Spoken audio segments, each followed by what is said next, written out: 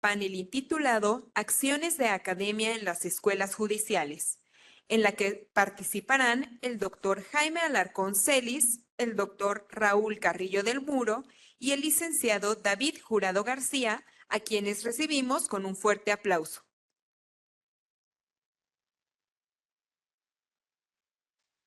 Para conocer más sobre la trayectoria académica de nuestros panelistas, los invitamos a visitar el sitio electrónico de este congreso. Modera esta actividad el doctor José Félix Palomino Manchego, a quien cedemos el uso de la palabra.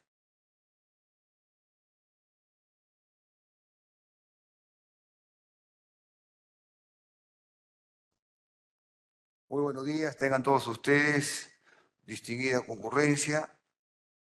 Quiero en primer lugar agradecer una vez más la deferencia que ha tenido para con nosotros el doctor Ricardo Sodi y por supuesto también mi buen amigo el doctor Jaime López Reyes para asistir por tercera vez a esta prestigiosa Escuela Judicial del Estado de México.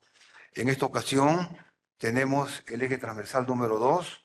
Ya el día de ayer hubo un abono de terreno con el eje transversal número 1, ética en el empleo de tecnologías en la enseñanza judicial.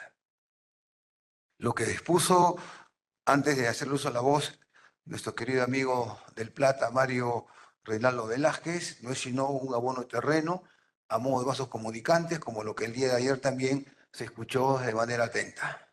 En esta ocasión tenemos al frente 3 distinguidos panelistas que van a llevar a término lo concerniente a lo que es el alcance y el contenido de la inclusión educativa en la educación judicial, que constituye también un núcleo duro para poder entender la forma como las escuelas judiciales mantienen una posición académica, ética, con alcance del punto de vista de lo que es la medicina comparada, especialmente como lo hace en esta ocasión la Escuela Judicial del Estado de México, como lo hace también la Escuela Judicial, y aquí vamos a escuchar con atención al doctor Raúl Carrillo, la Escuela Judicial de Zacatecas. Y por cierto, también un botón más de muestra, como hace la prestigiosa Escuela Judicial de Guanajuato. Vale decir, llevar adelante temas o situaciones desde el punto de vista de lo que ofrece el mundo globalizado. Toda esta generación atenta aquí al frente constituye el mundo de la sociedad, de la cultura. Ustedes son de la sociedad del conocimiento y todo lo que ven aquí, desde el punto de vista de lo que es la enseñanza virtual, la enseñanza presencial, acrónica o asincrónica, no hace sino estar al fluir y al corriente de lo que recientemente se acaba de ir y que quisiéramos que nunca más vuelva. El tema de la COVID-19, en donde los derechos humanos, los derechos políticos, civiles, políticos, económicos, sociales, culturales, primera generación, segunda generación, tercera generación, prácticamente se hicieron tabula rasa. Y eso es justamente la anormalidad que hemos vivido en fecha reciente. Pero la función tiene que continuar.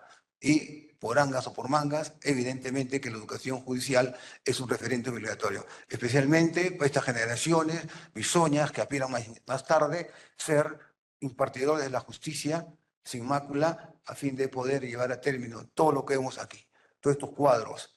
¿Por qué? Porque la justicia, desde el punto de vista de lo que es aristotélicamente hablando, hoy en día ha ampliado sus horizontes. Ya no se habla solamente de una justicia distributiva, conmutativa, sino también, por ejemplo, hoy se habla de una justicia constitucional y se habla también de una justicia desde el punto de vista de lo que son los derechos humanos, que hay que entenderlos como un conjunto de atributos inherentes a la persona humana.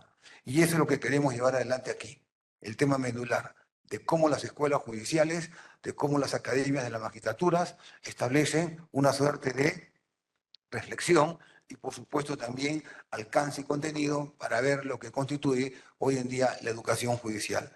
Y eso lo decíamos nosotros ya hace un año aquí. Y tengo aquí mi ponencia que también ustedes la pueden llevar adelante su consulta en la Escuela Judicial. Pensamos especialmente en lo que es el tema del aprendizaje vivencial que se vio el año pasado. Y ahora como renglón, a continuación, tenemos lo que tenemos al frente de la educación judicial. Sin obviar, por supuesto, también la práctica jurisdiccional. ¿Por qué? Porque aquí lo que manda es evidentemente el perfeccionamiento, la función de mercados, la inserción del Poder Judicial, del Ministerio Público dentro del marco de lo que es la impartición de justicia, el propio órgano electoral, el Consejo de la Magistratura, el ámbito universitario y desde luego también todo lo que constituye, vamos a decirlo en términos prácticos, una suerte de verdadera educación judicial, sobre la base de las acciones que hacen quienes llevan a término la impartición de la justicia. Se hablaba también de la inteligencia artificial, claro, pero el ser humano jamás va a ser de ninguna manera. El cerebro humano constituye una razón de ser, no puede ser reemplazado. Sin embargo, como vivimos en el mundo globalizado, tenemos que llevar adelante todo lo que es precisamente la justicia. Y esa justicia es lo que aspiran todos. Y ahí está justamente la forma como nuestros queridos colegas van a llevar adelante su exposición y el que va a abrir fuegos va a ser el licenciado David Jurado García, a quien le vamos a ceder el uso de la voz. Muchas gracias.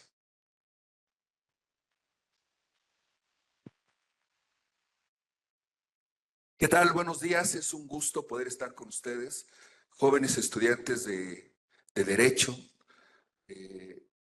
A mí me agrada mucho platicar con los universitarios porque tengo la oportunidad de compartir las diferentes experiencias de formación, no solamente académica, sino humanista, que he compartido a lo largo de muchos escenarios. La reflexión, mi participación que quiero compartir con ustedes es en torno a la educación, al humanismo y al desarrollo humano. Me gusta empezar esta participación con dos citas. La primera, de uno de los más importantes escritores, George Orwell, no sé si lo conozcan, autor de 1984, Rebelión en la Granja. En 1984, Orwell hace una profecía de lo que iba a ser el mundo en 1984. Y en esta novela él nos plantea un mundo deshumanizado, donde el amor, la libertad no aparece. Y entonces hay dos protagonistas que son los héroes de esta historia en 1984. Yo les recomiendo, para entender lo que es el humanismo, que lo puedan leer. Y él nos presenta esta frase: lo importante no es mantenerse vivo, sino mantenerse humano. Creo que la gran virtud humana no solamente es que vive como puede, cumpliendo sus necesidades básicas, sus funciones simples de la vida, sino que la virtud humana es que le damos un sentido a nuestra vida, que incluso hacemos todo lo posible para vivir de la mejor manera posible. La siguiente cita con la que me gustaría empezar es una cita que tiene que ver con la filosofía náhuatl. La filosofía náhuatl era poética, simbólica, filosófica, altamente religiosa y tenía un contenido humanista bien importante. Ellos, por medio de un diafrasismo, dos palabras, definían al ser humano. Ellos decían, el ser humano es el rostro y es el corazón. A partir de esta concepción de lo que es el ser humano, el rostro, nuestra apariencia con el mundo exterior. El corazón representa toda esa vida interior que nos constituye como personas. A partir de esta concepción humanista sobre una persona, ellos plantearon toda su filosofía, educación, leyes, religión, todas estas, digamos, instituciones sociales tenían un propósito, que el rostro y el corazón, es decir, la persona, el hacer sabios los rostros y firmes los corazones como una piedra. Ese era el ideal para toda persona. Esto es realización personal. El propósito de toda educación era sabios los rostros y firmes los corazones como una piedra. Yo creo que toda experiencia educativa contiene humanismo. Lo que yo quiero compartir con ustedes es justamente una reflexión sobre el humanismo. En esta filosofía,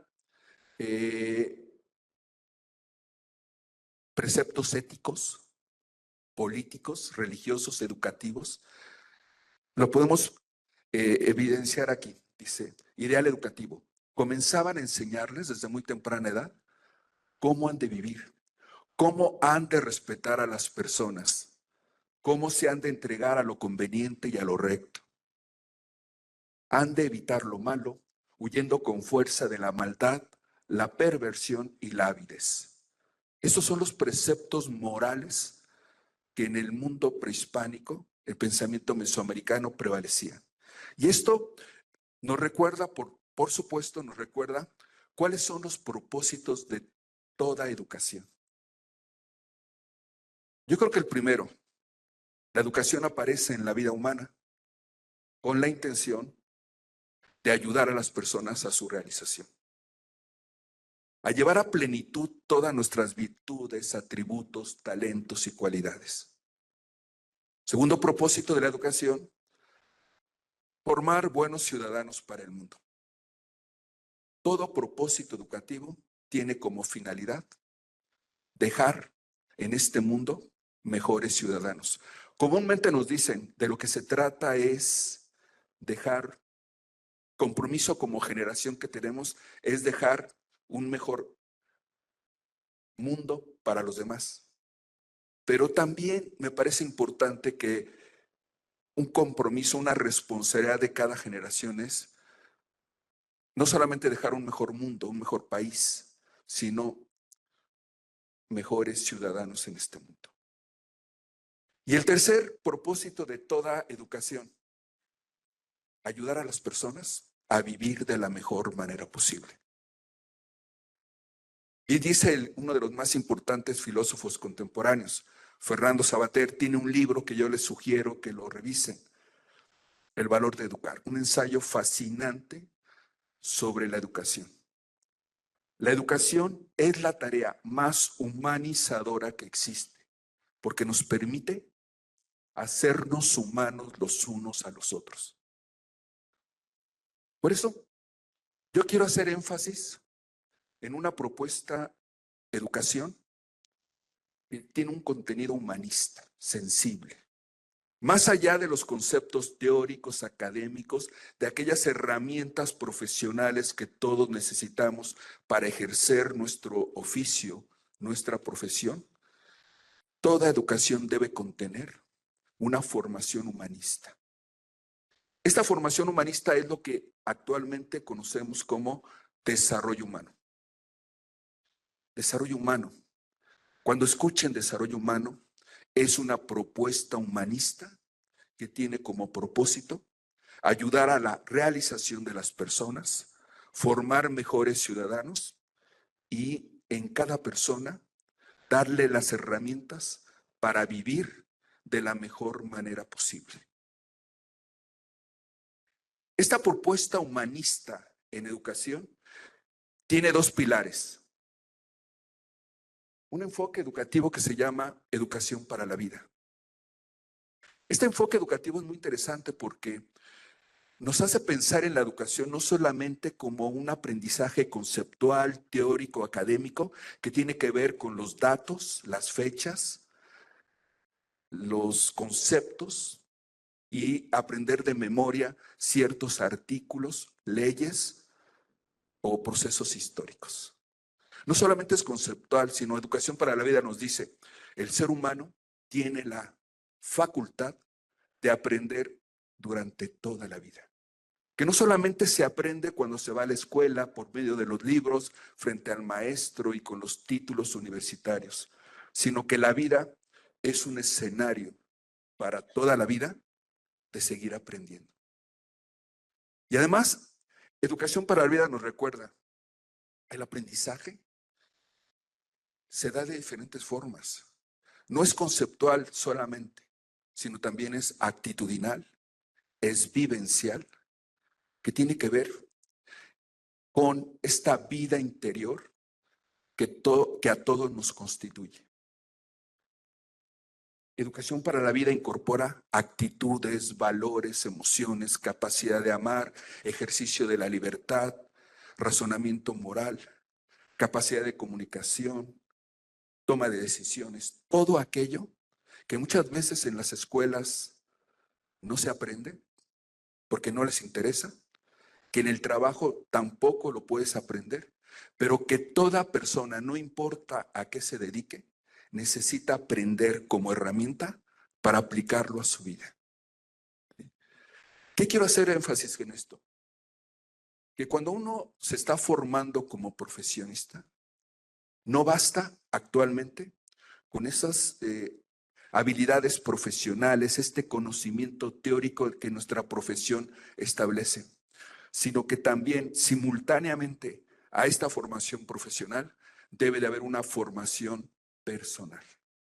Yo creo que los países, sobre todo este país, no solamente de ustedes va a necesitar su talento, su inteligencia, su buen promedio, al haberse graduado con honores, ser grandes abogados, sino que este país no solamente necesitará esa inteligencia, sino sobre todo su bondad, su bienestar, para que entonces puedan aportar lo mejor que tienen, lo mejor que son a esta sociedad. Este país necesita no solamente de personas brillantes, sino de personas buenas, generosas, solidarias con lo que está sucediendo en este país. Por eso la importancia de esta formación humanista. El otro pilar del desarrollo humano pues, es este enfoque humanista, que hace énfasis en la dignidad humana y en el proceso de realización personal. Siempre que escuchen desarrollo humano, que está muy de moda, se habla en las escuelas, en las empresas, en los medios de comunicación. Ya cualquier persona puede ser un especialista en desarrollo humano, los escuchamos en el radio. Pero siempre que escuchemos desarrollo humano, quiere decir una manera de comprender al ser humano. Una mirada que exalta las virtudes, la dignidad y el bienestar de las personas. Es una manera noble, virtuosa, de hablar de lo que es el ser humano. Los humanismos, en este caso desarrollo humano, surgen cuando una sociedad o cuando el mundo está deshumanizado, insensible, cuando es injusto y cuando hay muchos problemas sociales. Todo humanismo surge como una propuesta, una respuesta para tratar de dignificar al mundo y a las sociedades. Desarrollo humano propone opciones, nos da herramientas, nos dice qué debemos aprender como herramienta, como recursos para poder enfrentar los desafíos que la vida presenta. Y saben ustedes, los mejores escenarios del desarrollo humano siempre van a ser la educación y el ámbito laboral. Es ahí donde el desarrollo humano tiene su mayor impulso. Por eso, no sé si se han dado cuenta, pero hoy en día en las escuelas desde preescolar a los niños ya les enseñan herramientas del desarrollo humano. A los niños, fíjense, desde preescolar, primaria, ya les hablan de autoestima, de valores, de inteligencia emocional, de capacidad de comunicación. Es por eso que hoy en día en este país las mejores empresas, las mejores universidades otorgan a sus estudiantes materias, contenidos, cursos de desarrollo humano. Porque repito, no basta con los conceptos profesionales de tu carrera. Hay que tener una formación humanista. ¿Cómo creen que va a trabajar ya en el escenario real un gran profesionista intelectualmente brillante, pero con una autoestima limitada? Que no sepa comunicarse con los demás, que no aprenda a convivir satisfactoriamente con otras personas. ¿Cómo va a ejercer su liderazgo un profesionista si ni siquiera sabe integrarse con las personas, tiene inteligencia emocional, porque es muy impulsivo, es reprimido, porque no sabe manejar sus propias emociones? ¿Cómo van a ejercer un profesionista su trabajo si emocionalmente está limitado? ¿No?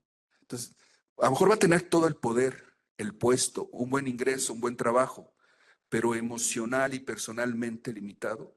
¿En qué profesionista o líder se va a convertir en el trabajo? ¿Sí? Entonces, desarrollo humano es esa mirada a la dignidad, a las virtudes, a las cualidades humanas. Desarrollo humano nos da las herramientas, opciones para vivir de la mejor manera posible. Desarrollo humano no es para que una persona tenga mayor éxito o poder, o sea más inteligente o sea más productivo. El desarrollo humano es para que las personas podamos vivir de la mejor manera posible, encontrar el bienestar. ¿Y qué es el bienestar? ¿Cómo lo podríamos entender lo que es el bienestar en la vida de una persona? ¿Cómo nos podemos dar cuenta que una sociedad, que una familia o que una persona tiene bienestar? Estamos ante un concepto complejo, polémico, porque cada persona puede entender el bienestar según ciertos principios, convicciones y valores. Muchos creen que vivir bien es tener lo más que se pueda. Y entonces se dedican a acumular y acumular, a reservar, a tener bienes materiales, poder adquisitivo, riqueza. Otros creen que el bienestar tiene que ver con el grado académico que alcanzan. Otros más creen que su bienestar, vivir bien, tiene que ver con el puesto que consiguen en un trabajo. Otros lo ven a partir de su salud, su apariencia y muchas cosas más. Entonces, cada persona define y comprende lo que es el desarrollo humano, su bienestar, de diferentes formas. Yo les comparto una idea sobre lo que es el bienestar, la vida buena, la vida feliz, el desarrollo humano de una persona. Tiene dos dimensiones. Primera, la vida justa, la vida digna. Todo lo necesario que una persona debe tener para vivir dignamente. Aquí hablo yo de 5 o 6 necesidades básicas que deben estar resueltas: alimentación, salud, vivienda, educación, transporte, trabajo. Cuando una persona, una familia, tiene resueltas estas necesidades, se considera entonces que tiene una vida digna. En México el promedio es que de esas 6 necesidades solamente están resueltas 3, pero que hay muchas personas que solamente tienen resueltas la primera necesidad básica, que es su alimentación. ¿Sí? No sé si conozcan a alguien que lo tenga todo y hasta lo tenga de más. Estas necesidades resueltas. ¿Podemos decir que vive bien? ¿Tiene bienestar? No necesaria, no garantiza el bienestar. ¿No? A veces lo único que tienen es dinero, poder y mucho trabajo. Porque yo creo que hay otra dimensión del bienestar, que es la vida buena, la vida feliz. Y esto es lo que se refiere a todo lo que una persona debe aprender para ser una mejor persona. Esto no lo dan las escuelas, no lo consigues en el trabajo, pero todos debemos aprender ciertas herramientas para poder vivir bien. ¿Cuáles son estas herramientas? Trabajar en tu autoestima, tus valores, tu inteligencia emocional, tu capacidad de comunicación y convivir con los demás, tu criterio, tu juicio moral, tus valores, tu capacidad de toma de decisiones, tu experiencia de amar, la experiencia de la libertad, en fin, todas estas herramientas que el desarrollo humano nos da. Y miren, aquí cuando dice aprender a ser una mejor persona, no se refiere a que seas poderoso, prepotente, que a cualquier cosa pases por encima de los demás, a como dé lugar, que tengas éxito, ¿no? Ser una mejor persona desde esta perspectiva quiere decir estar bien con nosotros, encontrar el bienestar, conocernos para aceptarnos, para confiar en nosotros, para aprender a cuidarnos, valorarnos, para tener una buena autoestima, una buena imagen de nosotros. Y cuando una persona trabaja en este bienestar personal, en esta buena autoestima, se despierta desde lo más profundo de él un sentido de responsabilidad para cumplir con las tareas de su vida. de nada se queja, nada le duele, le gusta la vida, cumple con lo que tiene que hacer, como en su familia, en el trabajo, en la escuela, en su sociedad. Tiene este sentido de responsabilidad. Y cuando una persona trabaja en esa autoestima, en esta sentido de responsabilidad, de igual manera se despierta desde lo más profundo de su ser, su generosidad y su solidaridad. Y entonces ser una mejor persona quiere decir estar bien nosotros para poder aportar a los demás lo mejor que somos, lo mejor que tenemos. ¿Sí? Y estas son dos dimensiones que están en equilibrio. Deben aparecer. No es recomendable solamente obsesionarse por la primera dimensión y olvidar lo demás. Tampoco es recomendable dedicarse a la vida de aprendizaje contemplativa, amorosa, espiritual y descuidar esas necesidades básicas. Debe de mantenerse en un equilibrio. Y entonces así encontramos lo que es el bienestar. Yo tengo la oportunidad de, desde hace 20 años, trabajar con jóvenes universitarios de excelencia académica de todo el país, de diferentes carreras, abogados, ingenieros, médicos, todas las carreras que existen de todas las universidades de este país son becarios de excelencia académica. Y yo les digo a ellos, está muy bien que sigan siendo cada día los mejores profesionistas. Ustedes tienen una beca por ser brillantes, inteligentes, bien estudiosos, pero también eso puede ser una trampa, porque entonces nada más te vas a enfocar a ser un profesionista para tener un buen trabajo, pero vas a descuidar tu formación personal, ¿no? Y entonces lo que hacemos con este programa de desarrollo humano, porque pertenezco a una asociación civil que sin fines de lucro promueve el desarrollo humano. Pueden consultar en internet asume.org.mx, 26 temas del desarrollo humano, que todos los becarios para mantener su beca necesitan tomar este curso, justamente para incorporar a su formación profesional una formación humanista. Porque repito, no basta con ser un gran profesionista si no trabajas en tu formación personal. De nada sirve ser intelectualmente brillante si emocional y moralmente estás fracturado. Finalmente, aquí les quiero presentar cuáles son los temas del desarrollo humano, estas herramientas y opciones que el desarrollo humano nos ofrece. Son aprendizajes vivencial, actitudinal. Repito, las mejores universidades en este país ofrecen contenidos, materias, cursos de desarrollo humano. Y que antes de poder desarrollar trabajo en equipo, liderazgo, visión estratégica en las empresas, primero tenemos que trabajar en este bienestar. Autoconocimiento y autoestima, fundamental. Son herramientas.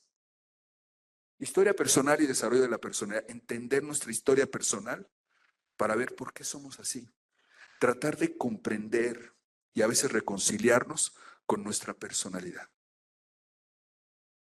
Inteligencia emocional, seguramente se han hablado de esto, que es el buen manejo de tus emociones, para que no seas ni tan impulsivo ni tan reprimido, sino que aproveches todas las emociones que estás experimentando.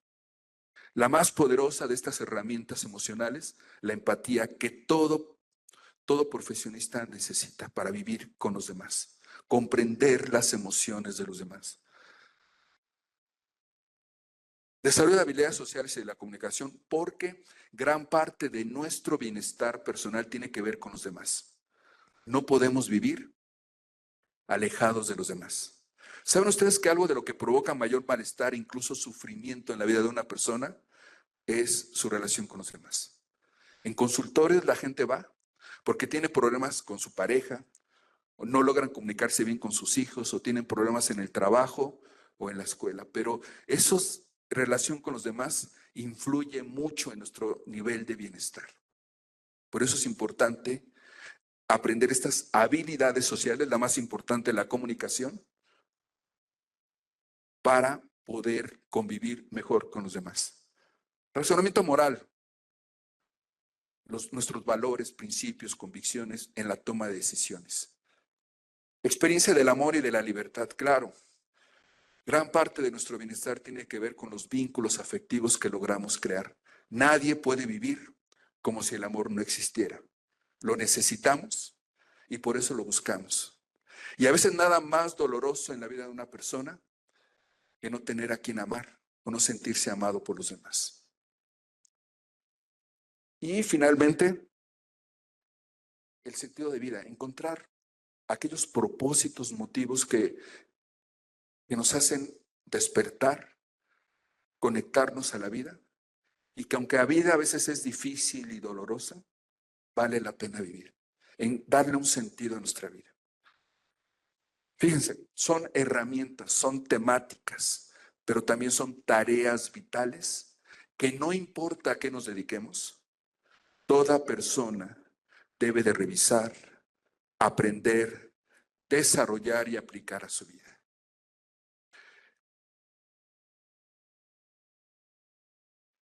Y finalmente quisiera terminar mi participación sobre educación y humanismo diciendo que las personas somos algo más que nuestra profesión, que nuestro trabajo, sino que somos personas que debemos aportar lo mejor que somos, lo mejor que tenemos a los demás. Debemos de ser solidarios. Y que no basta ser intelectualmente brillantes, haberse graduado con honores para ayudar a este país. Este país necesita de nosotros, nuestro bienestar, de nuestra capacidad de solidaridad y generosidad. Muchas gracias por su atención.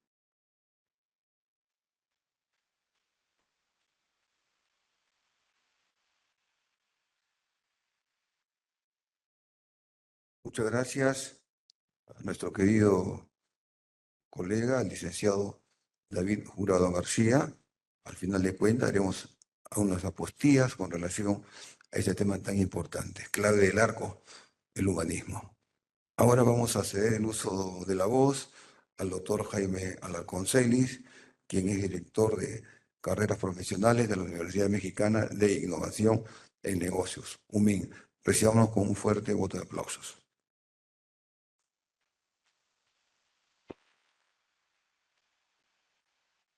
Hola, buenos días.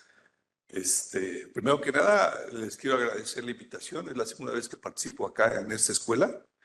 Y durante el transcurso de la mañana, el día de ayer, yo no pude asistir, pero he estado charlando. Parte de llegar a un evento como estos es conocer a la gente, ¿sí? Doy las gracias por la invitación a nombre de la UMIN. Y me doy cuenta que a lo largo del día, de la mañana, de esta hora y media, 2 horas que llevamos, ha surgido mucho la palabra o el término inteligencia artificial. Quiero comentarles que mi formación es ingeniero. Soy ingeniero mecánico electricista por la por la UNAM. Mi trayectoria ha sido en la academia, ya durante 30 años. Estoy chamacón, ¿eh? 30 años más o menos dedicado a la docencia, a la academia, a la investigación. Y escuchaba al panelista anterior, al conferencista. Sí, también no soy especialista en el área de docencia, pero en el transcurso de la vida me ha enseñado cómo participar, cómo transmitir el conocimiento. Antes nos decían que en las escuelas íbamos para adquirir conocimiento. No es cierto. Vamos para compartir el conocimiento. Y a lo largo de la vida va viendo uno muchos escenarios. Estoy tratando de reorientar toda mi plática, porque es inclusión educativa. Si nos fijamos nada más la primera palabra, inclusión, llegué en la mañana a una salita y estaban ahí algunas personas, algunas de las que veo por acá, y mencioné, va leyendo uno mucho en el transcurso de la vida, mucho o poco, dependiendo la cantidad de libros que lea uno, ¿no? Y mencionaba a Piaget. Ya hoy en día dices Piaget, ¿quién era, no? Pero era básicamente, pues voy a decir, parte de lo que estamos haciendo ahora. Él empezó a ver, a tratar de clasificar. Y para que me entiendan toda la gente joven, seguramente cuando estaban en la primaria o en algún kindergarten o algo así, tenían, o en casa, tenían figuritas de colores, cuadritos, rectángulos, triángulos. Esa era la filosofía que traía Piaget. Y entonces decía, bueno, a nosotros, los docentes, nos decían, es un ejercicio para que el niño, la niña, aprenda a identificar, ¿sí? Y aprenda a clasificar. Y así lo puedo poner. Y lo puedo poner por figuras geométricas. Y entonces clasificamos los cuadritos, los triangulitos, los círculos, los rectángulos. Pero también podíamos clasificar por colores, porque eran de color rojo, amarillo, verde. Si me van poniendo que yo lo tengo que manejar, ¿verdad? La presentación, si me lo van activando. Ahí más o menos la primera lámina es eso, ¿no? De los cuadritos y todas esas cuestiones. Cuando me invitaron a platicar, a participar en este foro, lo mencioné también en la mañana, hay muchas herramientas tecnológicas y yo soy un defensor de la inteligencia artificial, ¿sí? O sea, soy tecnólogo, soy investigador aplicado, ¿sí? O sea, y les puedo contar muchos proyectos que hemos realizado en México a beneficio de la sociedad. Pero regresando a esta cuestión de la inclusión, realmente cuando empezamos a hacer esto, ¿incluimos o excluimos? Sería una pregunta, ¿no? ¿Por qué menciono esto? Porque la gente adulta, ¿sí? Recordemos que este proceso no es de ahora, es un proceso que lleva a México durante mucho tiempo. Y no diría yo de México, yo diría, como mencionaba en la mañana, de toda América Latina. Primero, uno de los retos, y en el mundo vamos a ser honestos, uno de los retos era tratar de abatir la gente analfabeta, ¿sí? Y era muy triste en la época de los 50, 60, o sea, no me tocó tanto, pero lo veía, ¿no? Mientras que yo estaba en la primaria, en la época de los 60, estudiando ahí, yo veía que gente mayor o escuchaba que había gente mayor que no sabía leer, no sabía escribir. Y entonces los gobiernos de aquella época empezaron a preocuparse por eso. ¿Y qué hicieron? Pues vamos a incluir. Ah, qué bueno. Vamos a dar educación para todos. Lo dice un artículo. ¿Sí? Y entonces empezó la inclusión. Desde allí empiezo a ver que en lugar de excluir, hay que incluir. Ya tengo educación para todos. Sí. Luego, por ahí por los 70 o los 80, empezamos a ver y a tener mucho cuidado con el lenguaje. ¿Sí? Yo trato de ir actualizando todas mis ponencias y ver los foros y ser muy cuidadoso con el lenguaje.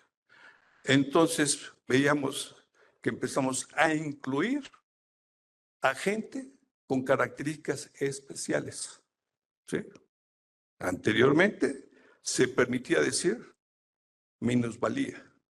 Hoy en día los términos dicen son gente con características especiales. Ah, bueno, perfecto. Tuve la oportunidad en los años de los 90 de participar con gente con características especiales. Y mencionaba en la mañana que uno de los proyectos, trayéndolo para la inteligencia artificial, uno de los proyectos era, vamos a realizar un proyecto con niños hipoacúsicos. Un niño hipoacúsico lo que tiene es todo su tracto bucal, sus cuerdas bucales, todo lo tiene sano. Lo que está mal es la cóclea, ¿sí? Entonces hubo un problema y la gente de aquella época, yo estaba en la UNAM, trabajaba en un centro de investigación y llegó el proyecto. Allí empecé a aprender a trabajar en equipo y que la ciencia tenemos que compartirla con todos, ¿sí? Y de todas las áreas del conocimiento. Y entonces de pronto teníamos que resolver un problema social, que era ayudar a los niños hipoacúsicos. ¿Y cómo los podemos ayudar? A que aprendan a comunicarse, ¿sí? Y entonces lo que hicimos fue un grupo de especialistas en el área de terapia del lenguaje, un grupo de médicos, ¿sí?, que operaban para poner la cóclea, ¿sí?, un diapasón aquí. Y nosotros, como tecnólogos, realizando lo que nos gustaba, realizando hardware y software, ¿sí?, programas de computación y dispositivos electrónicos. En aquella época, los veo bien entretenidos con todos los celulares. En aquella época no teníamos todas esas herramientas, ¿sí? Apenas si llegábamos a computadoras de escritorio y en pocas universidades. Nosotros éramos de los privilegiados en la UNAM, en un instituto de investigación. Y así jóvenes como ustedes, ¿qué tengo que hacer para atraparlos? Pues les creo un juego, ¿no? Un juego. Ideas, denme ideas ustedes. ¿Cómo podemos hacer algo para que los niños que no pueden escuchar, sí pueden hablar, pero su retroalimentación está dañada? No sé si han tenido oportunidad, de ver o convivir con una gente con una problemática de este tipo. Generalmente son niños que gritan mucho, ¿sí? Y toda la sociedad, todos los que estamos alrededor de, ay, qué niño tan mal educado, ay, contrólenlo, ¿sí? Entonces hay que ser empáticos. Y entonces ya me levantaron por allá la mano. ¿Qué, me querías contribuir con alguna idea, algo así?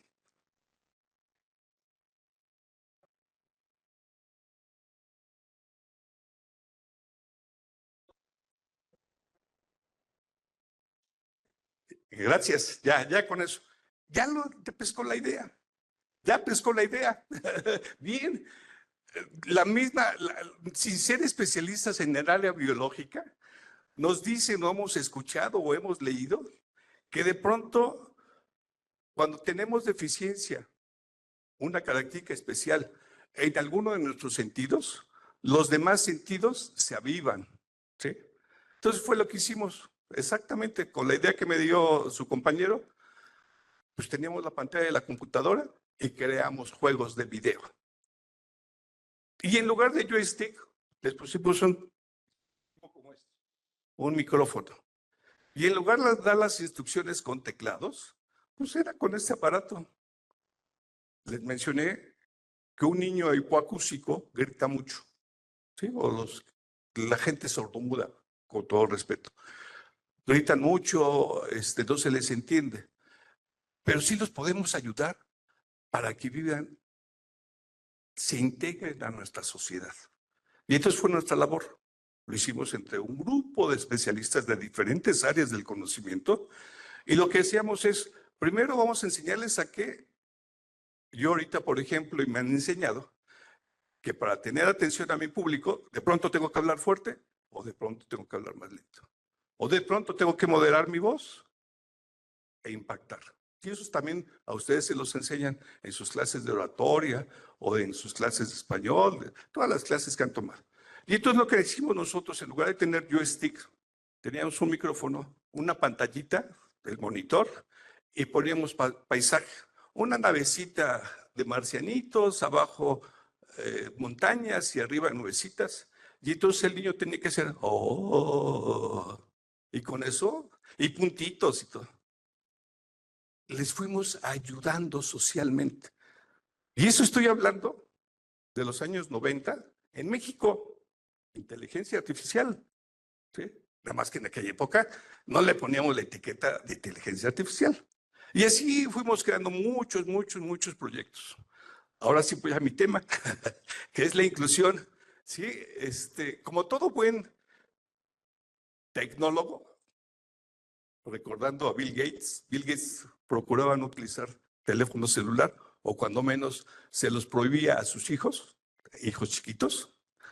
Recordando eso y haciendo referencia al conferencista anterior, pues hay que visitar las bibliotecas, hay que documentarse. La inteligencia artificial no es mala, ¿eh? Pueden utilizar ChatGPT, pero hay que saber qué preguntarle. Pero antes de eso, nunca hay que perder en vista que estamos en una escuela, estamos en una institución universitaria, estamos en un colegio. Y lo que siempre hay que tener es el proceso cognitivo, ¿sí? El proceso cognitivo, eso es lo importante. Yo puedo leer, ¿sí? Hoy en día tuve que hacer mis estudios de doctorado y desde maestría. Pues había muchísima información. No me alcanzaba la vida para leer tanto. Necesitaba ayuda. Y ustedes los manejan, los buscadores de Internet. Ustedes dan una palabra, les empieza a arrojar información. Hay que saber qué preguntar para que les empiece a arrojar información correcta. Pero luego, la máquina no hace el trabajo, ¿eh? Una vez que tengo toda la información, tengo que leerla, hacer mi resumen, hacer mi síntesis, hacer mi paper para presentarlo y poder presentarme con ustedes. Sí, ChatGPT me lo puede hacer, siempre y cuando sepa qué preguntar. Pero el ser humano es un ser pensante.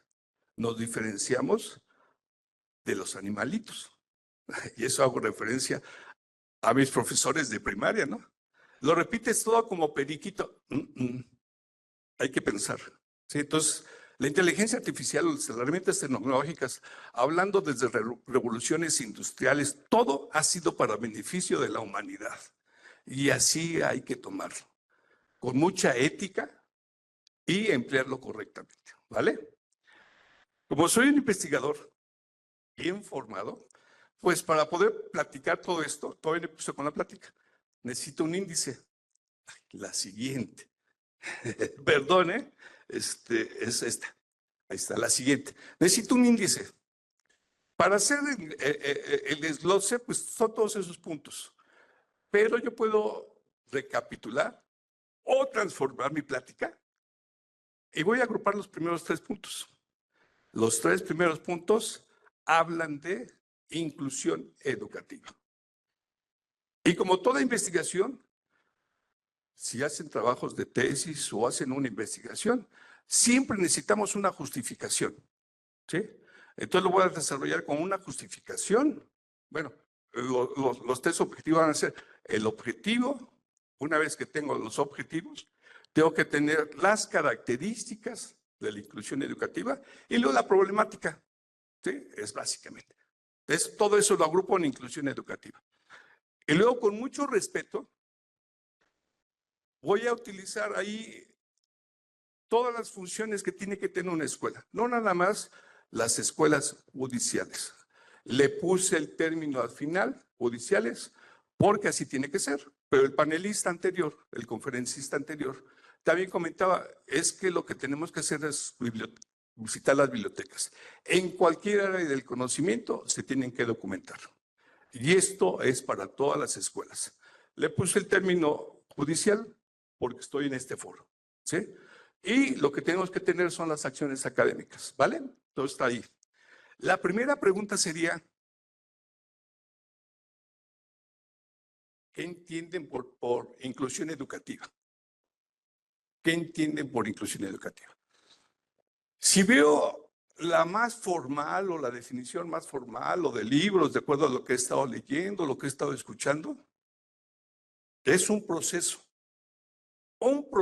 que garantiza el derecho a la educación a todos los estudiantes, independientemente de sus habilidades, su nivel socioeconómico, sus características especiales. Todos tenemos derecho a una educación de calidad que tenga un fundamento y sobre todo que la podamos tomar en un ambiente seguro y de respeto. Esa es la definición. Es bien romántico, ¿no? Está padrísimo, muy fácil en papel. ¿Sí? Si lo veo, los conceptos básicos, pues son 3 conceptos básicos o 3 áreas básicas que tendría que apoyarme. La primera sería la legislativa. Pues ella está hecha. Desde hace mucho tiempo tenemos una constitución y nos dice que tenemos que tener educación para todos. Ya no la ganamos. ¿Sí? La siguiente, que es la educación. Ahorita, porque si no lo pierdo las ideas. Derecho a la educación para todas las personas es la legislativa. La educativa dice que si tenemos el derecho a escuelas seguras que nos impartan educación de calidad, pues va a ser en beneficio ¿para quién? Para todos los estudiantes. Y es más, para todo el país. Y es más, para todo el mundo. Porque hoy todos somos ciudadanos del mundo. Yo ya no compito con mi vecino de al lado. Yo compito con muchos investigadores en el mundo. ¿Sí? Tenemos aquí en estos foros, es un foro internacional. Tenemos panelistas de diferentes partes del mundo. ¿Sí? Entonces piensen en eso. Las leyes, hoy las leyes no están hechas nada más para una sola región del mundo. Ya son leyes internacionales. Y todo esto de la inclusión, en el año 2008 fue cuando se hizo toda la reforma para derechos humanos, que se tenía que tener la educación para todas las personas. ¿Sí? Y la última, que es la que me resulta muy importante, los 3 conceptos básicos, sería la participación social. ¿Sí? Y la participación social, ¿por qué? Si logramos, hace rato también lo escuchaba, si logramos que todo esto que estamos mencionando aquí impacte en nuestra sociedad, va a haber una reducción muy significativa en la discriminación. ¿Sí? Hoy en día, yo mismo estoy cayendo en ese error. Me voy por la parte características, ¿sí?, especiales. Pero muchas veces las características son rasgos físicos. Y muchas veces cuestiones humanísticas. Muchas veces, nada más por mi aspecto, ser morenito, chaparrito, ya no aprendió. No es cierto, ¿sí? No es cierto. Todos tenemos lo mismo acá. Todos tenemos lo mismo acá, ¿sí? Entonces, si logramos una educación incluyente, de calidad, va a ser de beneficio para todos y sobre todo vamos a quitarnos la ceguera que tenemos aquí, ¿sí? Vamos a poder competir en cualquier parte del mundo, ¿sí? Entonces, nuestra educación también tiene que ser para todas las sociedades. Aquí mismo en Toluca lo vemos, nos salimos de aquí del centro de Toluca y nos vamos a algún municipio y la calidad educativa de una escuela de aquí de Toluca a un municipio es abismal. Y no que estamos diciendo que era la educación incluyente de calidad para todos. ¿Se dan cuenta? Es un reto. Pero la buena noticia es que sí lo estamos logrando. Eso es lo que voy a ver, ya lo mencioné.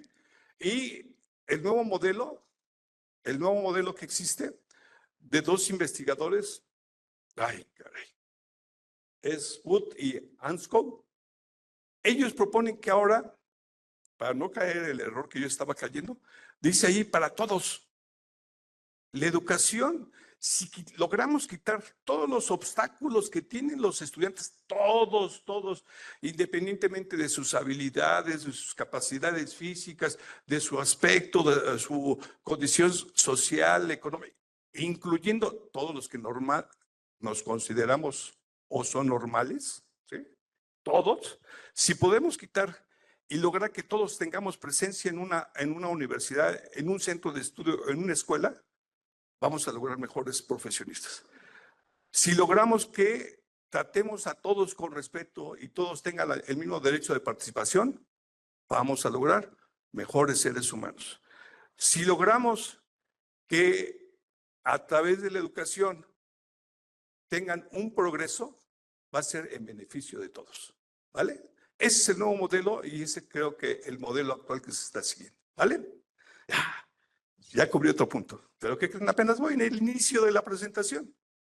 Empezamos con los objetivos. Ya di justificaciones, ya vi hacia dónde quiero llegar. O bien el cómo. Pues vamos con los objetivos. Y esos son los objetivos.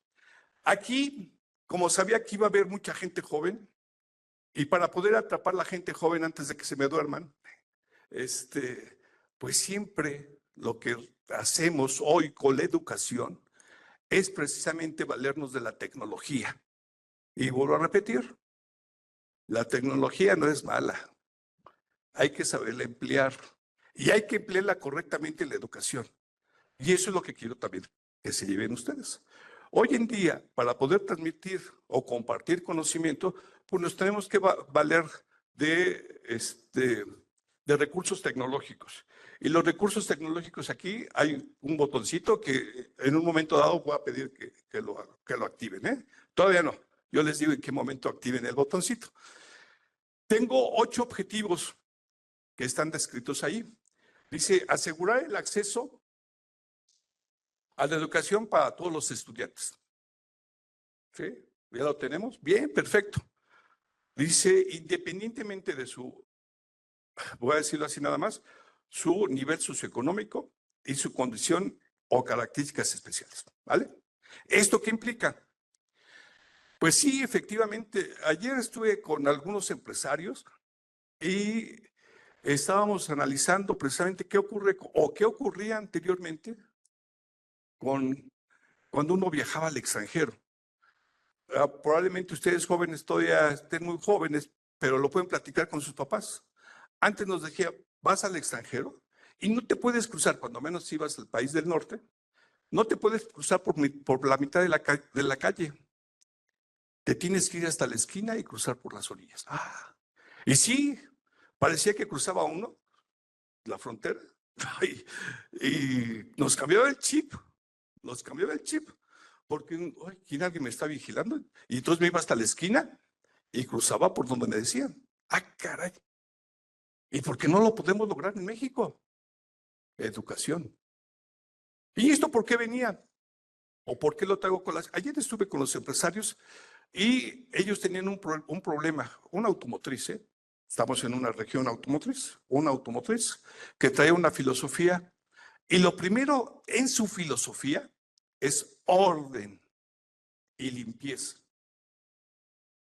Y entonces llegó un nuevo gerente y decía, tengo que inculcar esa filosofía. México es una hermosura de país, pero también tenemos muchas complicaciones. ¿Dónde están las automotrices? En el Toyoca, ¿no? Y desafortunadamente nuestro urbanismo no es el más adecuado. Entonces mucha gente venimos desde muchos lugares muy lejos a trabajar a un centro de trabajo, perdón, y pues ya no desayuné. Y antes de llegar, pues están todos los puestos de alimentos, tamales, cafés, pan. Y lo más fácil, si no tenemos educación, ¿qué es lo que pasa? Pues como voy comiendo rápido y antes de entrar al trabajo, tiro los papeles, ¿no? Y me comentaba el gerente que cuando él llegó, su planta era sucia porque la gente tiraba los papeles adentro. Y llegó igualito que cuando viajábamos. La planta tiene que estar limpia. Y entonces ya sabían todos los papeles afuera. Y entonces, ¿y por qué no lo puedo trasladar a mi comunidad? Lo mismo que estoy haciendo esto es trasladar a la comunidad. Pues ponles botes de basura. Pero pónselos en un lugar correcto para que lo depositen, ¿no? Y se va creando la cultura. Eso es tratar de vivir mejor. Eso es otro aspecto. Sí, hay que tener mucha educación. Dice también que hay que promover la igualdad y oportunidades en el aula. Sí, lo mencioné hace rato. No es lo mismo una escuela en el centro de Toluca que en cualquiera de nuestros municipios. Lo vimos hace poco. Un evento mundial nos lo demostró. ¿Sí? Tuvimos la pandemia y teóricamente todos recibimos, apenas voy empezando. Perdón, siempre es que mi control de tiempo, perdón, pero es parte de dar las pláticas, de entablar la comunicación. Este personaje, cuando empecé la charla, dije que había 3 cosas fundamentales: el legislativo, la educación y la sociedad. La siguiente parte del video, voy muy rápido, me voy para acá para que no me vean. La siguiente parte del video, lo que pasa es que él rechaza a la Universidad de la India. ¿A dónde creen que se va a estudiar? ¿A qué parte cree que se haya estudiado? Ciencias, ¿eh? A Boston, al MIT, ¿sí? Al MIT, al Instituto Tecnológico de Massachusetts. Lo aceptan. Y dije que parte de todo esto, para ser incluyente, necesitamos de todos, de la sociedad. Hoy traigo ahí otro proyecto que estamos realizando en la universidad precisamente para gente con características especiales, deficiencia visual. Y este amigo era deficiente visual. Regresa a su país y dice, en la India hay muchas personas con mis características. Voy a ayudar a mi sociedad. Termina, hace su fábrica, da trabajo a personas con características similares a las de él, deficientes visuales. Se dedican a papel, ¿sí? Es una fábrica de papel. Y igual que en México, igual que en todas partes del mundo, existen las revistas de el mejor empresario del año. Y entonces a él lo nombran el mejor empresario del año en la India. ¿Y qué cree que pasó? Ya no les voy a contar la película para que la vean. No, rápidamente, pero sí tienen que verla para que analicen. Lo que pasa es que al final él rechaza el premio porque le crearon una categoría especial. ¿Cómo empecé la plática? Con Piaget, con características especiales en las escuelas. Entonces este amigo rechaza el premio porque le dijeron, es que tú concursaste en esta categoría. No quiero el premio. A mí quiero que me cataloguen como empresario sin ningún beneficio. Años después le dan el premio. ¿Sí? ¿Qué lección nos queda aquí? Era la segunda lámina que iba a empezar apenas. ¿Quiénes son los más importantes de la película? Pero no de esa película, de nuestra película. ¿Quién? La sociedad. Pero si estamos en las acciones que vamos a tomar la academia, ¿quién fue fundamental en la película ahí? El docente. Uno de los obstáculos que tiene, y ya me voy para acá, uno de los obstáculos que tiene la educación en México es que los docentes tenemos que recibir más apoyo y tenemos que recibir capacitación para poder enfrentarnos a las nuevas condiciones que vienen para las generaciones futuras. Aprovechemos la tecnología, aprovechemos la inteligencia artificial con ética, que era ya las últimas láminas, con ética. Me da mucho gusto estar con ustedes. Mi característica de expositor es muy diferente a la mayoría. Y concuerdo con el panelista anterior, con el conferencista anterior. ¿Saben qué? Tienen que tener pasión por lo que hagan. Pasión por su profesión. Si se van a dedicar a la labor de defender los derechos de muchas personas, tienen que hacerlo con ética, ¿sí? Si respetamos nuestras raíces básicas, nuestros principios y valores, seremos una sociedad incluyente, con educación incluyente y con un beneficio para todos. Ahora sí, retomando las otras palabras del otro conferencista, podremos ser más felices. Gracias. Muchas gracias. Muchas gracias.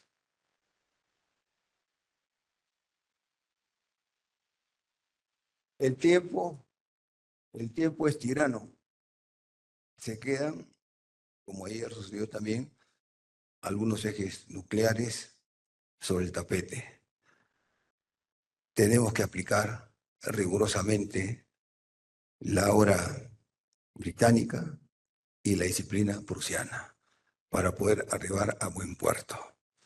A renglón seguido vamos a hacer el uso de la voz a mi querido colega, el doctor Raúl Carrillo del Muro, quien es director de la Escuela de Formación y Especialización de Zacatecas. No sin antes, se me quedó en el tintero, quería también extender mi saludo cordial al profesor Luis Ernesto González, quien es director de la Escuela de Estudios e Investigación Jurídica del Poder Judicial del Estado de Guanajuato. Tiene a continuación el uso de la voz el doctor Raúl Carrillo del Muro. Muchas gracias.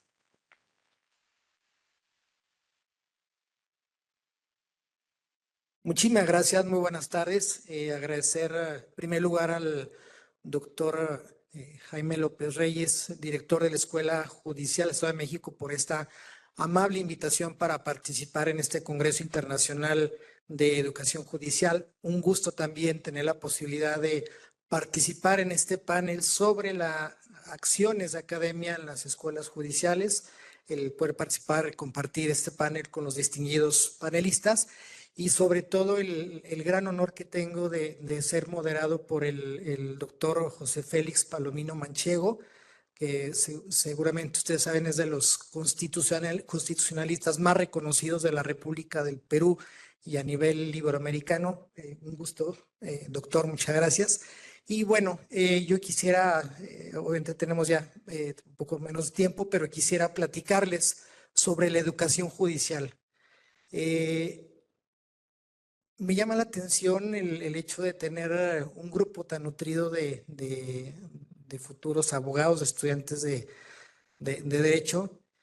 Me da mucho gusto que estén participando en las actividades que realizan las escuelas judiciales. Y antes de introducir rápidamente, quisiera a manera simplemente de tener una opinión, que 3 personas del público nos pudieran comentar para ustedes, ¿qué es la escuela judicial y cuáles son las funciones? 3 personas, por favor.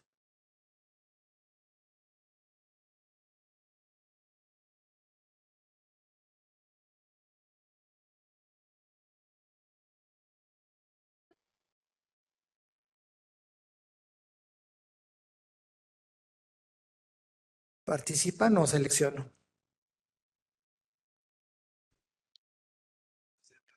Si me permite, profesor, quisiera yo abonar el terreno. 3 ejes nucleares, 3 ejes temáticos, y que sé que a partir de ahí, con la experiencia que tiene mi colega de Zacatecas, va a llevar adelante su exposición. Punto 1 sería el tema de la formación. Punto 2 sería la capacitación. Y punto 3, evidentemente, la actualización, que es lo que deben de tener en sus patos y estos pensantes cualquier magistrado en cualquier parte del globo terráqueo. Gracias, doctor. Buenos días. Bueno, la Escuela Judicial es una institución que se encarga de impartir cursos, capacitaciones a todos los servidores públicos y a aquellos que no lo son. Y la función, bueno, en esencia es capacitar y brindarnos las herramientas a todos los que somos o pretendemos ser servidores públicos. Muchas gracias.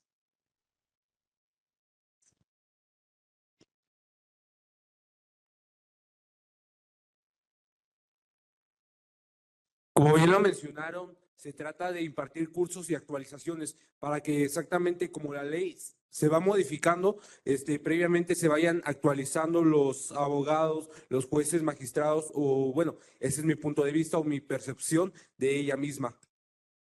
Gracias. Otra pregunta por aquí, adelante, por favor.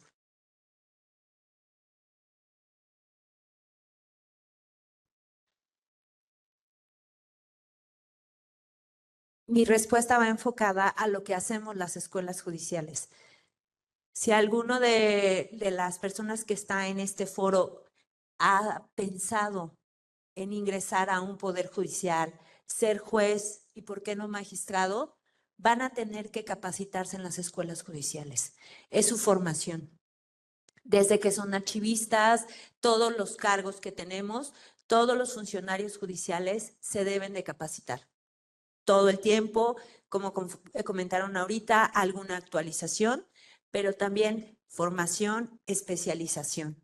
Eso es muy importante y eso es algo que deben de considerar ustedes si se quieren dedicar a esto. La función que hacemos en las escuelas judiciales es muy importante. Muchas gracias, maestra. Bueno, pues volvemos a la presentación. Justamente queríamos, antes de dar inicio con esta charla, preguntarles para ustedes qué es una escuela judicial. Y lo preguntamos sobre todo porque hay muchas opiniones, incluso de personas también que son abogadas, cuando le preguntan qué es una escuela judicial. Para muchas personas, luego una escuela judicial es una escuela donde forman policías judiciales, que ya no existe realmente ese término en nuestra legislación, pero se ha entendido durante mucho tiempo que son instancias que se encargan de preparar policías o finalmente personal relacionado con la seguridad pública. Y bueno, como bien y efectivamente lo escuchábamos de las participaciones del público, las escuelas judiciales son instituciones especializadas de los poderes judiciales, tanto de los estados de la República Mexicana como del Poder Judicial de la Federación, que se focalizan, que se orientan, que se dedican a la capacitación continua de jueces, de magistrados, de todo el personal jurisdiccional y administrativo que forma parte de los poderes judiciales. Como bien lo comentaban, ¿cuáles las funciones? ¿Cuál es el objetivo de las escuelas? Contribuir a la mejora en la calidad de la impartición de justicia y que la justicia se imparta en los términos que establece la propia Constitución de manera pronta, expedita y con celeridad. Quisiera platicarles muy rápidamente sobre el origen de las escuelas judiciales para contextualizarnos en el momento que nos encontramos. Ustedes como estudiosos del derecho recordarán que en el año de 1994, cuando se da la reforma judicial en el que tuvo como consecuencia el tener una nueva integración de la Suprema Corte de Justicia de la Nación, que pasó de 21 a 11 ministros, se creó el órgano de gobierno del Poder Judicial Federal, que fue el Consejo de la Judicatura Federal, y a partir de ahí se creó una instancia especializada en la capacitación del personal del Poder Judicial, que fue el Instituto de la Judicatura Federal. A partir de esa reforma, en el año 1994, comenzaron a darse reformas también en los estados de la República Mexicana y comenzaron también de alguna manera, a seguir ese esquema también que ha planteado la reforma federal. Se fueron creando nuevas integraciones de los poderes judiciales, de los tribunales superiores de justicia, es decir, de pasar de tener magistrados que duraban 2 o 6 años en el cargo, se ajustó, se asimiló la estructura a tener magistrados con una duración de 14, 15 años en el encargo. Se establecieron también una renovación, digamos que secuencial también de los propios tribunales. Se crearon órganos de gobierno en los poderes judiciales locales, que fueron los consejos de la judicatura estatales, y se crearon instancias también de capacitación y especialización judicial. Desde ese entonces comenzaron a crearse institutos de especialización judicial. Incluso me parece que el primer denominación de la Escuela Judicial del Estado de México fue Instituto de Especialización Judicial, que en su mayoría también en los poderes judiciales de los estados. Actualmente en el país existen 32 instituciones de educación judicial que podemos encontrar institutos de estudios judiciales, podemos encontrar institutos de la judicatura, institutos de capacitación judicial, institutos de especialización judicial, centros de capacitación judicial, escuelas judiciales, escuelas de formación judicial y universidades judiciales. Son 32 instituciones de educación judicial en el país, además de la federación, que hay una escuela federal de formación judicial, y la labor y la función de estas instituciones académicas es justamente contribuir a la formación, a la capacitación del personal del Poder Judicial.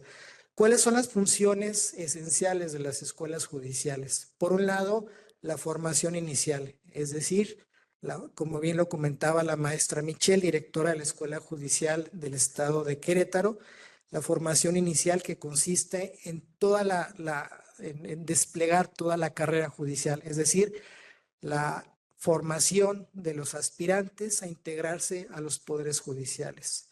Imagínense la importancia que le ha dado el Estado mexicano por muchos años para lograr la profesionalización del personal que labora, que desempeña en esta importante y delicadísima función de impartir justicia.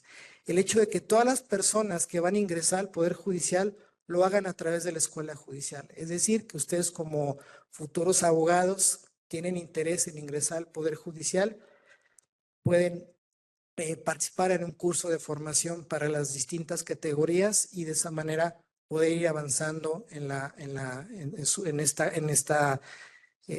ascendiendo en esta carrera judicial. Es como una escalera con muchos peldaños, pero se dan a través de cursos de formación, a través de exámenes y sobre todo pues de méritos, justamente para poder avanzar en esta estructura de la carrera judicial. Y como carrera judicial, ustedes van a encontrar que para cada cargo, para cada categoría en el Poder Judicial, desde secretarios, escribientes, actuarios, notificadores, jueces o magistrados, se ha seguido este esquema en todo el país para acceder, para permanecer y para ascender en la carrera judicial.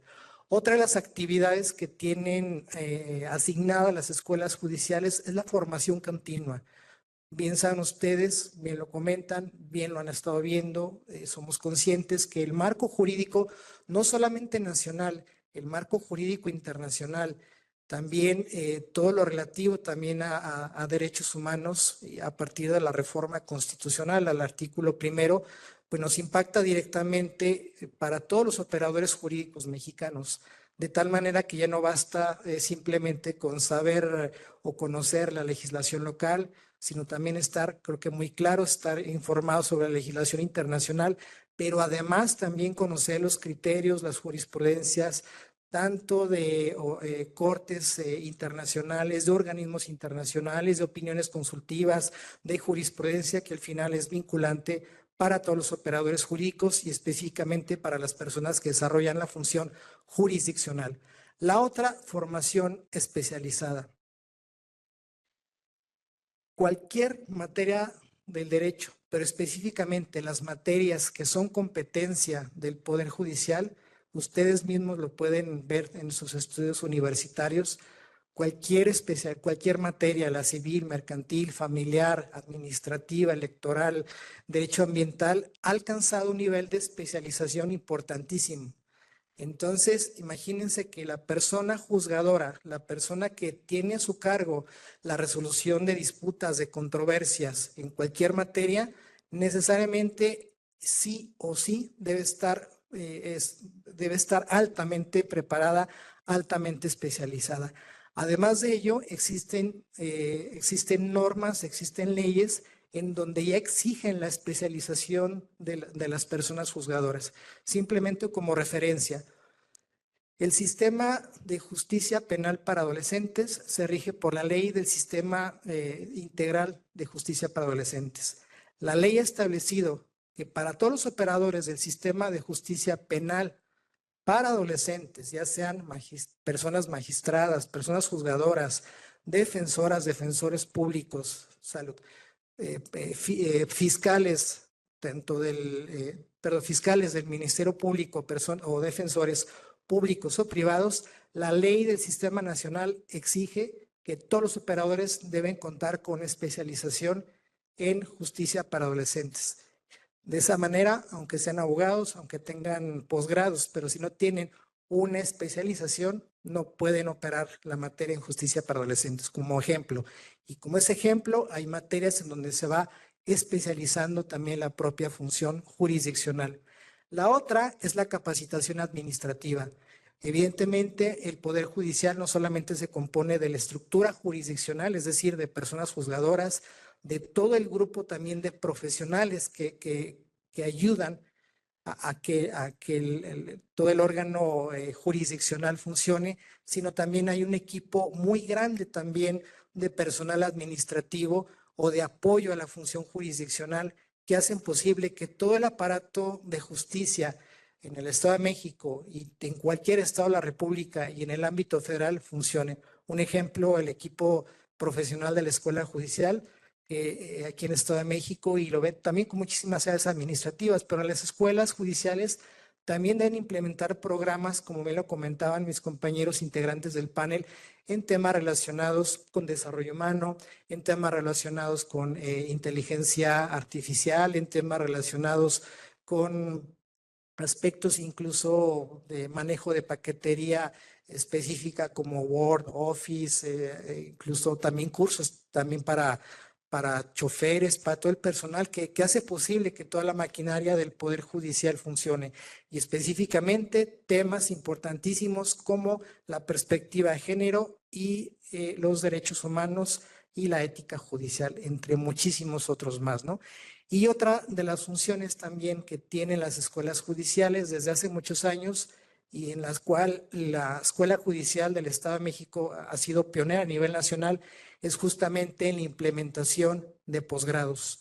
Las escuelas judiciales no tienen, a diferencia incluso de otros países, en el caso de México imparten posgrados, no con la finalidad de competir con universidades, sino simplemente con el propósito de diseñar programas de posgrado, ya sea a nivel de especialidad, ya sea a nivel maestría o doctorado, con un enfoque orientado y específicamente a las necesidades de fortalecer el perfil profesional de la persona juzgadora y de todo el personal que integra los poderes judiciales.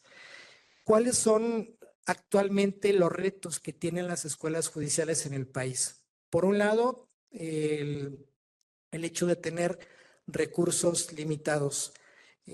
Ustedes tienen la fortuna de contar aquí en Estado de México con la escuela judicial más grande en todo el país, incluso en varios países de América Latina. Esta es una de las escuelas más grandes también.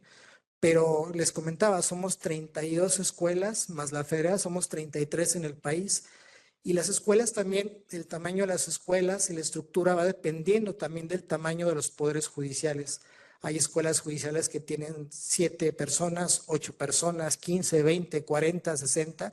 De ese tamaño es la diversidad también de la estructura, el tamaño de las escuelas judiciales, pero al final la obligación, el cumplimiento de deberes y las tareas son las mismas y tanto se tienen que hacer con 100 personas o con 6 personas, ¿no? Entonces, parte de las actividades y los retos que tienen las escuelas judiciales en el país. La otra es la falta de personal docente capacitado. Actualmente ninguna escuela judicial en el país tiene personal docente de tiempo completo, pero la gran fortuna y la gran ventaja es que tenemos la posibilidad de tener como docentes a personas juzgadoras, a magistradas, a magistrados, y finalmente pues ello garantiza también la calidad también de nuestros programas académicos, adicionalmente de la posibilidad también de contar con la posibilidad de contar con profesores también de distintas universidades, tanto a nivel nacional como internacional. Otro tema también que es un reto de las escuelas actualmente es la adaptación a las nuevas tecnologías y la implementación de reformas que continuamente pues, ocurren en nuestro país y que finalmente significan un gran reto para las escuelas judiciales. Reto en el sentido de que como escuelas nosotros tenemos que hacer la preparación de todos los operadores del sistema de justicia. Por ejemplo, seguramente ustedes tienen muy ubicado que el año pasado se aprobó un nuevo Código Nacional de Procedimientos Civiles y Familiares. Este código significa el cambio de mayor impacto en toda la historia del sistema de justicia en nuestro país. ¿Por qué? Porque va a cambiar la forma en que se administra y que se imparte la justicia en materia civil y familiar. ¿Y por qué el mayor impacto? Porque si ustedes revisan los índices de trabajo que tienen, descargas de trabajo que tienen los poderes judiciales del país.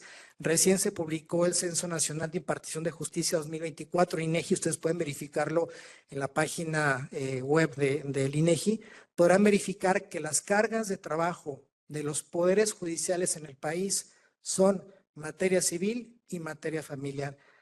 De toda la carga que tiene el Poder Judicial mexicano en el país, más del 60% son asuntos en materia civil y familiar. De tal manera que transitar de un esquema de un sistema escrito a un sistema oral en materia civil, en materia familiar, va a ser un impacto muy grande para personas juzgadoras, para jueces, para magistrados, para estudiantes, para profesores de derecho, para defensores, para fiscales del Ministerio Público, para notarios. Es un cambio muy, muy grande y sobre todo y particularmente, insisto, el gran reto es para las escuelas judiciales en este proceso de preparación de operadores de esta reforma. Parece que tenemos ya poco tiempo, pero bueno, quisiera también compartir con ustedes cuáles son las oportunidades que actualmente tienen las escuelas judiciales en nuestro país. Por un lado, el hecho de que necesariamente tenemos que adaptarnos a la formación de los requerimientos de los dos modelos de enjuiciamiento.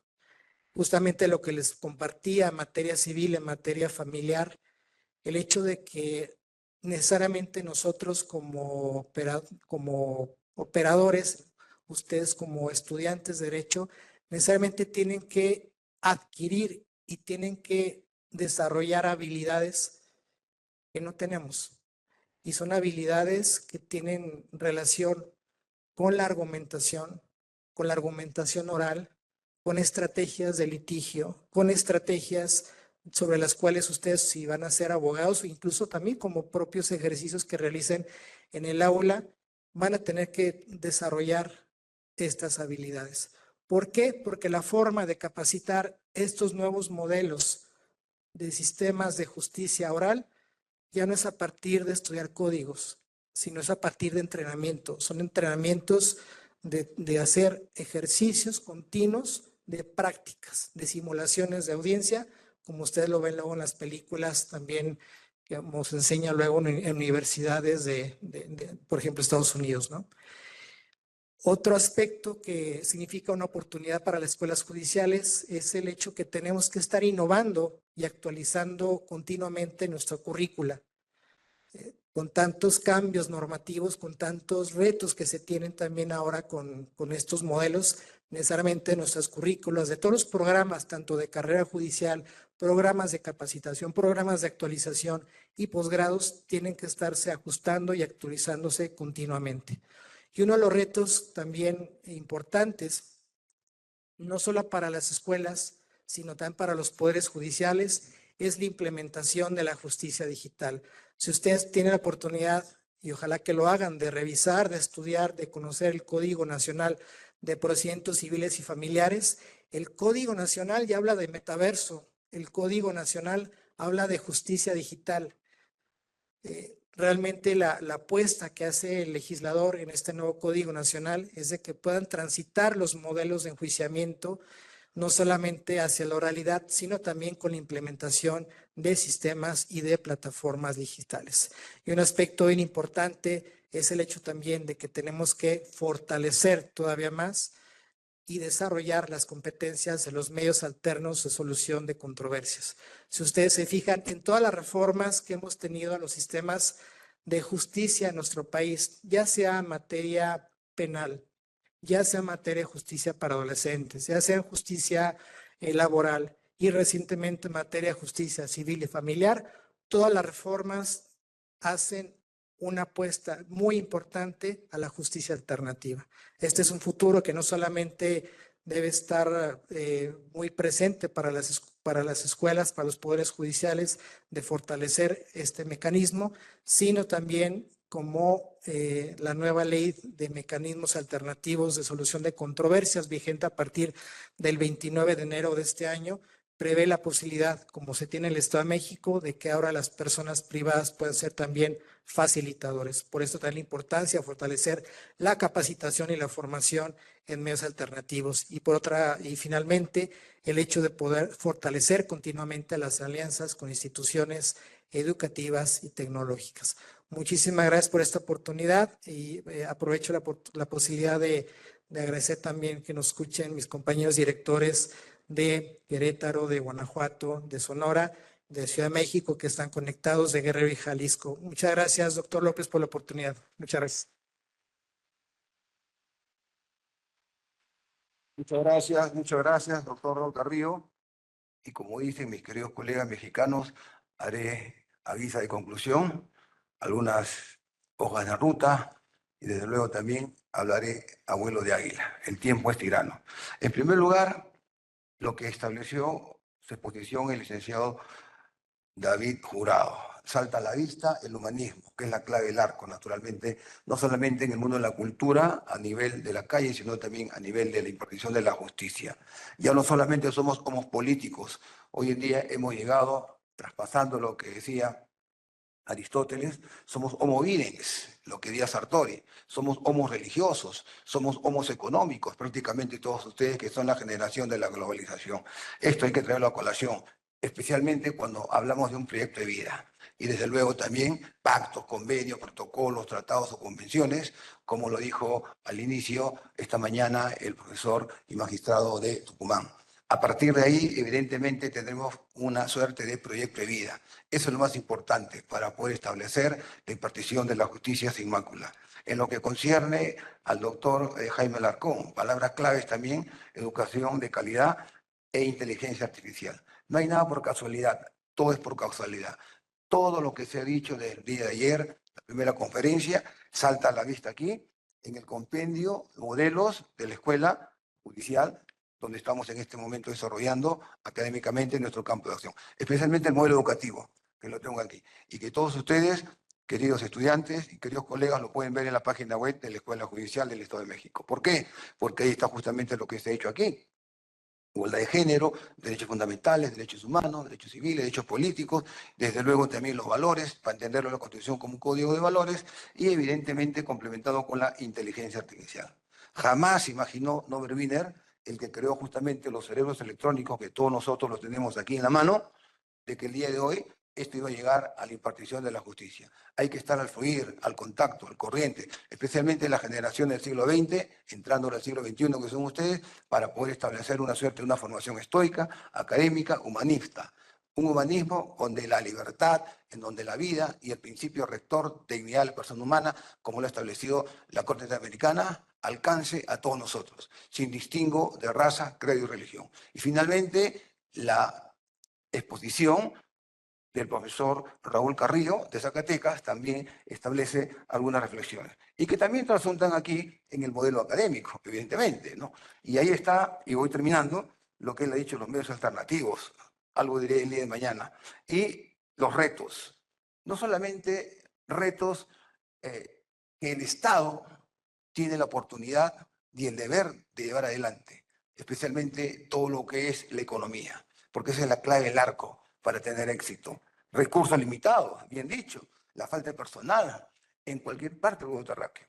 Jamás se imaginó la Escuela Judicial de Japón, 1939, que es la primera escuela en el globo terráqueo, establecer estas problemáticas que son temas vidriosos, temas delicados, pero como somos humanos, este déficit se puede superar.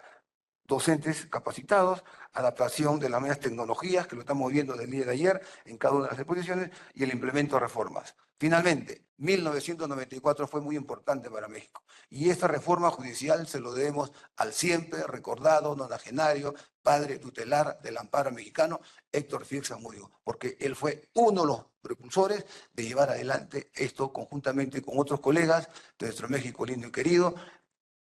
Pienso en el profesor Valadez y en el profesor Carpizo, que fue rector de la UNAM y que hoy en día descansa en paz. Muchísimas gracias por su atención.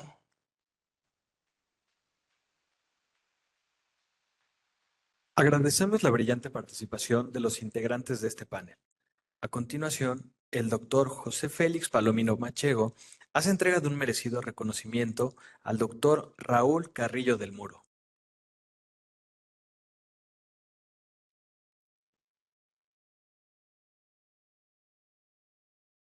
Se hace entrega de un reconocimiento al doctor Jaime Alarcón Celis.